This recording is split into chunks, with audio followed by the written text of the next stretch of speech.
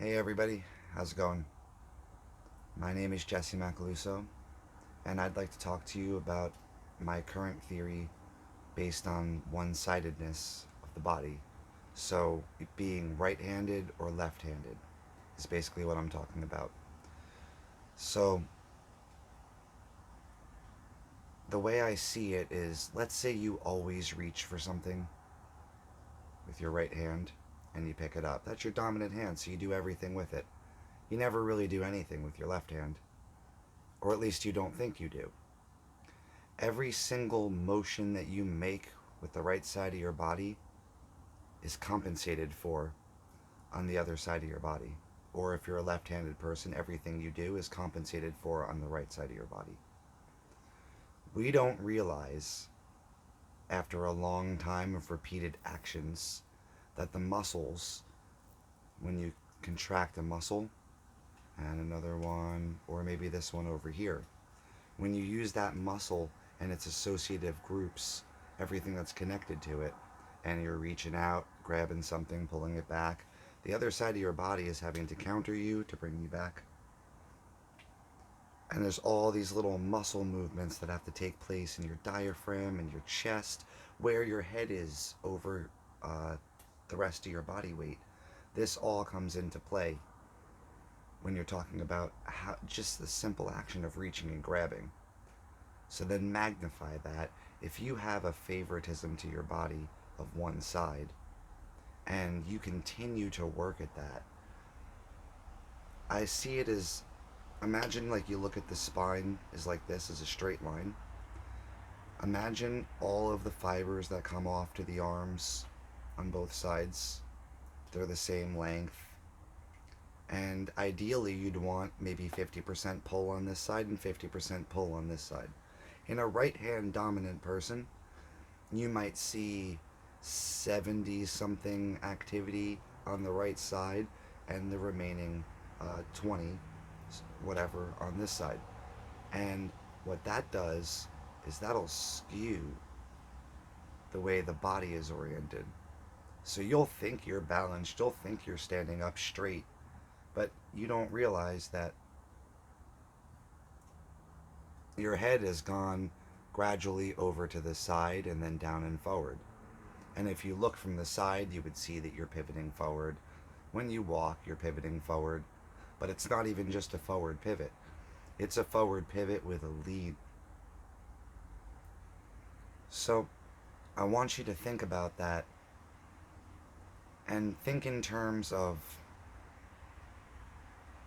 okay, like if you think of an excavator for an example, the way its machinery works, let's say the arm comes up like that, here's the body here. You have a range of motion for this piece and the hydraulics, and it'll make the arm go up.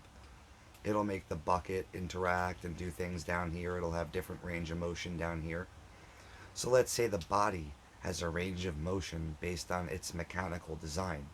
And we'll say that because we're not ambidextrous, most of us, there's a favoritism to one side, and then the other side becomes almost like a servant to it, to always balance and counterbalance, do all these things, compensate, all these things. So I think I've stumbled upon a method of um, releasing the tension. Like if you were to imagine also elastic bands, let's say every single time you do that, there's a cumulative, can't speak, I'm sorry, tension that is building up on the compression of the pointer finger here. I can even show you that if you get into a relaxed position here, and almost like, like a T-Rex, like you used to be as a kid, if you've ever played dinosaurs. So I want you to just make a fist real quick, and then I want you to re-grab and tighten everything back. I don't know if you could hear the cracks that I just experienced in several places just from doing that. And then I want you to re-grab again and pull back. And again.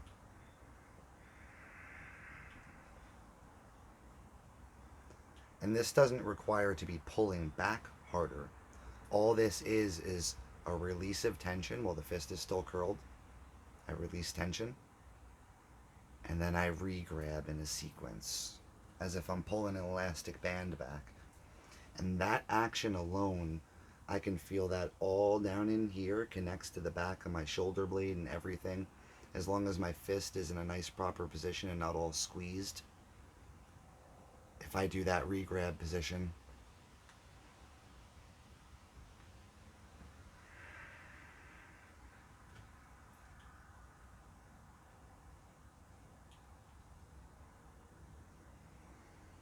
and allow my breath and body to, on the exhale, to completely contract and really go with it, you'll notice that your arm will go back further than it's gone in a while. Maybe if you have shoulder pain or anything, you'll notice maybe something will pull and go across your chest and down to here, and all of a sudden your shoulder pain's gone.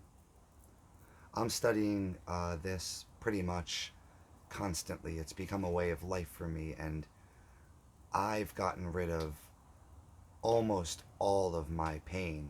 And I was an extreme sports athlete for over 18 years, and I had accumulated many injuries, and it was becoming difficult just to exist. I would go pick up a coffee cup and drop it.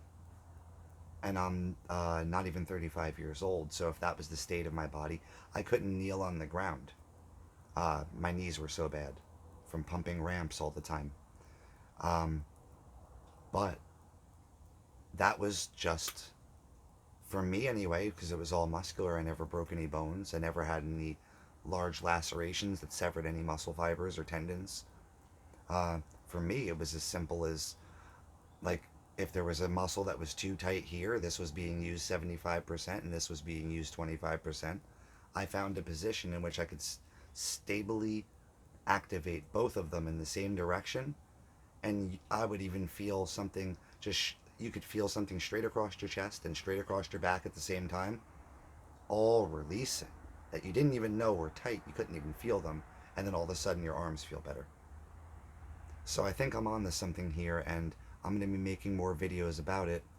But I just want you to think about that one-sidedness, and if you can imagine how if every move you ever made was recorded into your muscle memory, and then every move you made from that point forward was based on moves you've already made.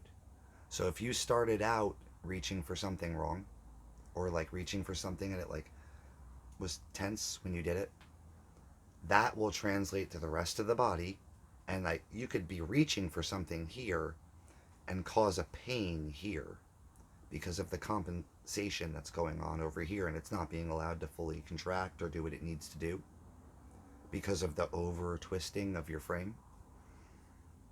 Anyway, let me know what you think, and like I said, I'll be putting up more videos showing you guys the things that I'm uncovering here. Anyway, have a good one.